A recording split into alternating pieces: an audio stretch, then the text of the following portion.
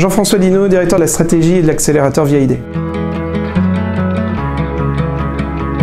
Le principal combat que doivent mener les villes pour une mobilité durable, c'est de s'ouvrir aux différents modes de mobilité, aux nouveaux modes de mobilité et de changer le mode d'allocation sous contrat privé, public, etc. Parce qu'aujourd'hui, la réponse va être multiple et la question c'est d'ouvrir les villes comme des plateformes.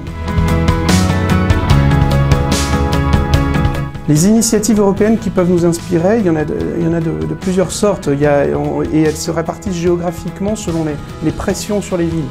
Vous avez des choses qui se passent en Europe du Nord autour des initiatives du MaaS, mobilité de service, avec, même si c'est encore balbutiant, des choses très inspirantes. Ici à Paris, ville historique de la mobilité, on y a inventé le métro et d'autres moyens. On vit une énorme richesse de moyens de mobilité et la problématique aujourd'hui est plutôt de réussir à agréger et orienter, optimiser les usages. Le transport en commun, pour moi, c'est la colonne vertébrale du transport d'aujourd'hui et doit le rester demain. Les nouvelles mobilités viennent aider, optimiser tous ces moyens de transport en ville, mais si on perd cet aspect colonne vertébrale qui en fait va embarquer la majorité du flux, eh bien on va désoptimiser les villes. Donc l'enjeu est de réussir à connecter les nouvelles mobilités avec le transport en commun.